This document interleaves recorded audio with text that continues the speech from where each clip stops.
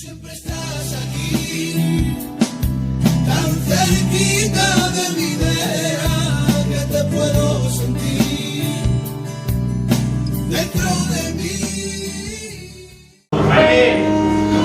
Estamos disfrutando de la presencia del Señor. Con estas alabanzas tan preciosas que nos adentran en el canal de su presencia. Que Dios bendiga el coro, que son instrumentos útiles para beneficio de su iglesia.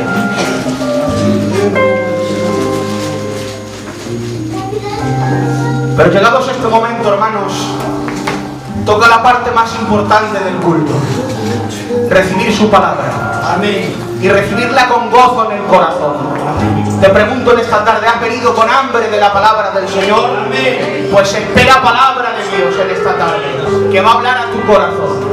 Ya hemos preparado nuestro corazón y solamente queda que su siervo la exprese, y que en esta tarde, hermanos, la palabra de Dios corra y sea glorificada en el nombre de Jesús. Así que con un fuerte aplauso al Señor recibimos al siervo con la palabra. Fuerte si es para él.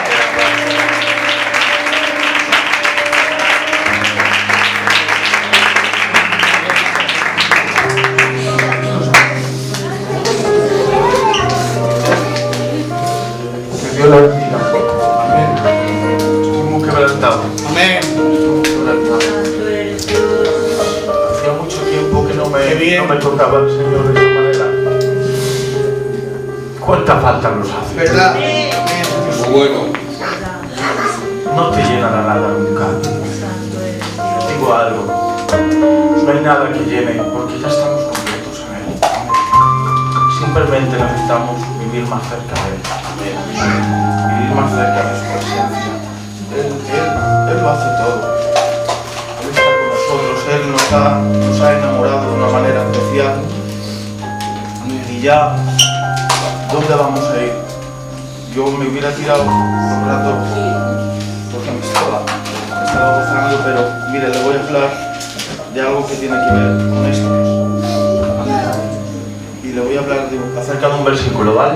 Le voy a hablar del corazón y acerca del corazón. Acompáñame, Isardo, por favor. Qué buenos Dios. Amén. Qué buenos Dios, qué bien nos hace. Amén. Cómo nos hace entender que todo esto es pasajero. Tanto lo bueno como lo malo. Dice que en la antigüedad un rey le dijo a sus sabios: quiero que compongáis la frase más sabia de toda la historia. Aquellos sabios se quedaron mucho tiempo meditando los unos con los otros y dijeron: ya la tenemos. Te hemos dado este anillo. La frase está dentro de este anillo. Dice: en el momento que te encuentres mal, ábrela y léela. Y esa es la frase que hemos encontrado con más sabiduría. Aquel rey era un rey exitoso que conquistaba muchos reinos, pero como ustedes saben, a veces la vida da muchas vueltas. Al final conquistaron su reino y a él lo llevaron como prisionero. Y estando en aquella celda oscura, abrió el anillo, y en el anillo había una frase que decía: esto también pasará. Cerró de nuevo el anillo y, por circunstancias de la vida, como suele pasar a veces, salió de aquel sitio y entonces volvió a su reino. Volvió con sus soldados y el pueblo empezó a aclamarle y a decirle: de vuelta está nuestro rey. Y empezaron a cantar alabanzas y a recibirle el pueblo. Entonces un sabio le dijo: rey, vuelve a abrir el anillo. Y cuando abrió el anillo, dijo: esto también pasará. Tanto las tristezas de este mundo como toda la gloria que podamos vivir pasará. Pero bendigo a Dios que nos ha dado promesas eternas para aquellos que creemos en su nombre. Y desde que hemos recibido esta verdad en nuestro corazón, no podemos ya vivir sin Él. Amén. Yo quiero acercarme más al Señor. Amén. Hay una palabra que repetimos mucho: te amo. Pero la magnitud de la palabra es muy grande. amar no simplemente significa confesar con los labios, sino amar significa actuar en pos de lo que dices. Amar significa entregar todo lo que tú tienes y perder todo lo que tú tienes por aquello que realmente amas. Amén. Dicen los sabios que para hacerse un examen de realmente lo que amas, tienes que medirlo por medio de lo que gastas tu tiempo. Porque lo más valioso que nosotros tenemos no es el dinero, es el tiempo. Y tanto tiempo le dediques a algo, examínate, tanto amarás. Así te dediques tanto tiempo a una cosa, lo amarás. Así que vamos a examinarnos, pero que es el Espíritu Santo quien nos guía. Amén. Amén. Le voy a leer un versículo muy breve, y 10 minutos y ya está, ¿vale? Mateo capítulo 6, verso 21. Porque donde esté vuestro tesoro, allí estará también vuestro corazón. Amén. Lo repito. Mateo capítulo 6, verso 21. Porque donde esté vuestro tesoro, allí estará también vuestro corazón. Jesús enseña sobre el ayuno, Jesús enseña sobre la oración y Jesús enseña sobre las riquezas. Y me llamaba la atención un versículo, un capítulo, el capítulo 21 de Lucas, que narra una historia preciosa. Porque la estudié a fondo y la Biblia, cuando la estudias, cuando empiezas a hacer una exégesis, empiezas a meditar en cada palabra, empiezas a ver el contexto histórico, el porqué de las cosas. ¿Por qué hemos de preguntarnos por qué? A veces las palabras, las respuestas las tiene el Señor en la palabra. Simplemente tenemos que buscarla y el Señor te hablará. Y el Señor me iluminó de una manera por medio de una pregunta, conforme siempre me suele pasar. Y el capítulo 21 de Lucas empieza hablando de la ofrenda de la viuda. Aquella famosa viuda que entró en el lugar de las ofrendas y echó 2 blancas. Pues según los expertos, eso fue aproximadamente 1 o 2 semanas antes de que Jesús fuese entregado y llevado al Gólgota. Jesús está en el templo y está contemplando aquella obra de arte arquitectónica hecha por Herodes el Grande, aquel rey idumeo. Había estado haciendo una obra que los que pasaban por allí se quedaban maravillados por ver, porque estaba hecha con mármol, con oro refinado, con piedras preciosas, con las mejores piedras que habían en aquel lugar. Estaba hecho de una manera y diseñado como nunca antes. Pero ¿saben una cosa? Me llamaba la atención que Herodes el Grande no era judío, era idumeo. No le pertenecía ser rey por medio de la línea de los reyes conforme el Señor quiso, sino que en la antigüedad los reyes los ponía los del mundo, los romanos. Y entonces este rey, siendo idumeo, por los judíos no era muy bien recibido y por los romanos despreciados. Y lo que hacía era hacer una gran obra de arte para los judíos, porque ellos le basaban mucho su esperanza en el templo y de alguna manera se estaba ganando el favor de los judíos haciendo un gran templo, pero no lo hacía de corazón para Dios, porque al mismo tiempo estaba poniendo una insignia romana en la entrada del templo también para agradar a los romanos. Y el Señor no nos ha llamado a que agrademos ni a los romanos, ni a los religiosos, ni a nadie. El Señor nos ha llamado a que lo amemos con todo nuestro corazón. Por eso dice la Biblia que todo lo que lo hagamos como para el Señor. Es importante que todo lo que hagamos lo hagamos para el Señor. Dice la palabra que Jesús, viendo que echaban mucho dinero, en aquel lugar se echaba muchísimo dinero. Había un arca de ofrendas y había un lugar donde se llamaban las trompetas, que echaban monedas. Las monedas empezaban a sonar mucho y empezaban a creer y a sonar. Y parece ser que el Señor Jesús no le da mucha importancia a eso. Dos blancas es una moneda muy pequeña. Pero dice la Biblia que en esos momentos aparece una mujer, una viuda pobre, muy pobre, dice la palabra. Y dice que llevaba 2 blancas en su mano, todo el sustento del día, todo lo que ella tenía. Y eso el Señor le llamó la atención, dice, y echó de todo lo que tenía. Eso conmovió el corazón del Señor y tuvo que decir, ¿veis a esta mujer? ¿Veis a esta viuda pobre? De cierto os digo que echó más que todos los que echaron mucho dinero. Porque ella echó todo lo que tenía. Echó todo lo que tenía en su corazón. Porque cuando tú lo das todo por el Señor te ve. No se trata de lo mucho que hagamos, sino de cómo lo hagamos. Amén. Miren, ¿saben? Muchos en aquel lugar, yo me hice una pregunta, la pregunta era, ¿por qué no coges de las 2 blancas una blanca y te guardas otra para comer un cacho de pan? Esa es la lógica elemental. Vamos a pensar con sabiduría, seamos seres racionales.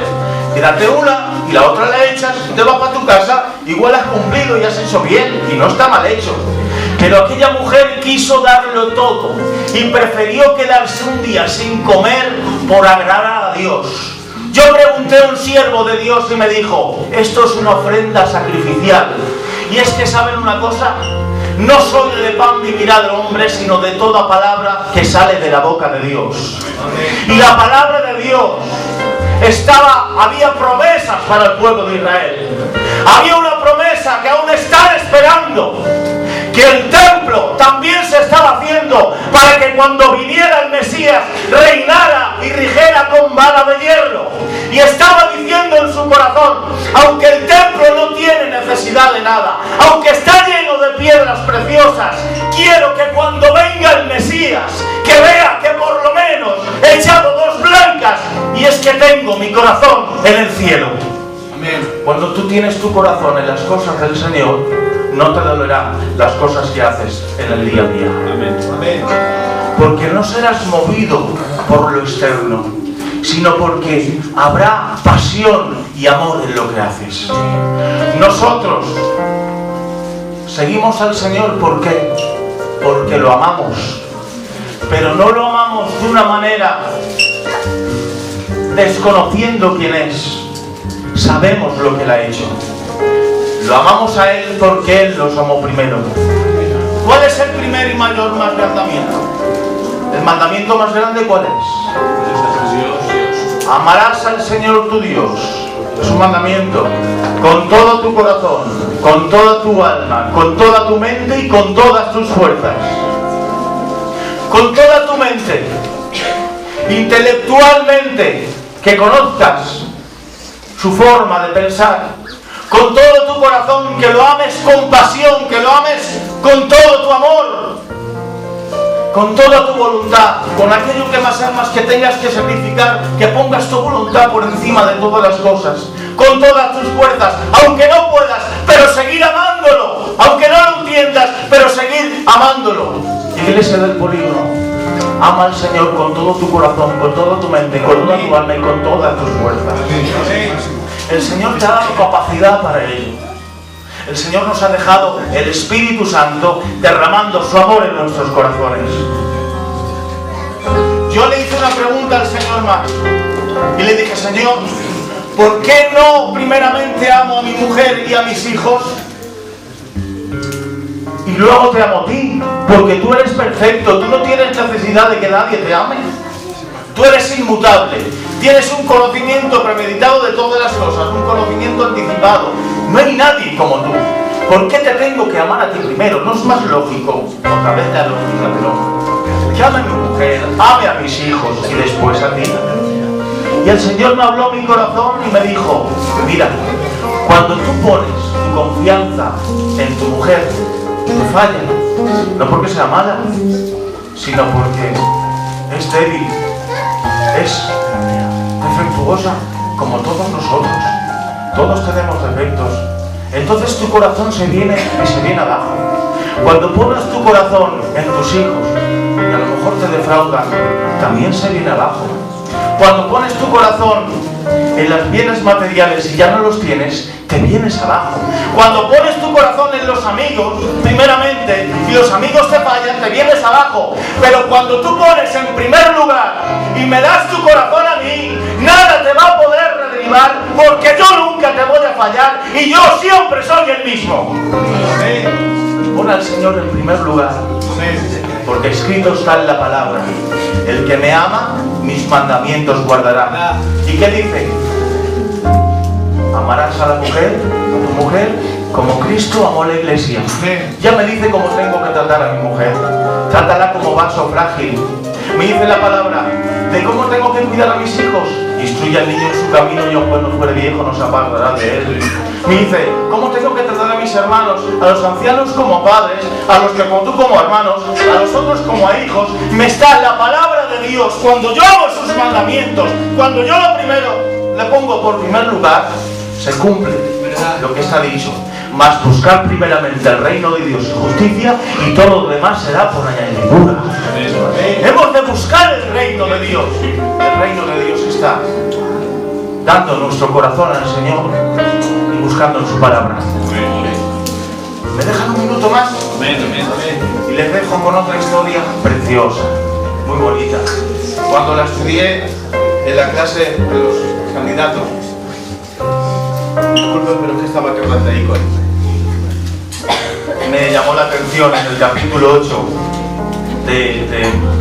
de los Hechos, que dice la palabra que había un etíope, eunuco, tesorero, que tenía mucho dinero, que servía a una reina. Sin embargo, cruzó un desierto para ir a Jerusalén a adorar. Al parecer, en aquel tiempo, en el capítulo 8 de los Hechos, se empezaba a expandir el Evangelio, y a lo mejor algo le llegó de la palabra del Señor. Y te digo una cosa: simplemente una palabra del Señor puede cambiar la vida de cualquier hombre, porque la palabra de Dios no es cualquier cosa. El otro día escuché un testimonio de que como una persona, por medio de una palabra, se convirtió y transformó su vida, escuchándola en portugués. Dice que lo entendió todo. Ayer fui testigo presencial de cómo una persona se cambió y aceptó al Señor porque dio todo su corazón. Porque de pequeña le habían dicho que había un Dios que perdonaba. Por lo tanto, este hombre escuchó la palabra de alguna forma, y aquel etíope dice que cruzó el desierto y llegó para adorar. Pero había un problema. Para adorar no es simplemente levantar las manos.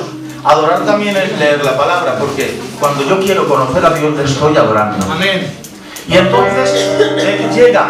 Pero ¿saben una cosa? En las sinagogas, los lugares donde se estudiaba para enseñar la palabra, a la gente que tenía defecto físico no se les permitía la entrada. Pero aquel hombre no se detuvo. ¿Saben lo que hizo? Compró un libro. Un libro en la antigüedad no es como ahora que lo hacen las imprentas. Un libro en la antigüedad se hacía bien en papiros o pergaminos y costaba mucho dinero y mucho tiempo de los escribas y de los masoretas, que lo hacían de una manera magistral, el libro. Y eso lo tenía que comprar un pueblo entero con todos sus ahorros.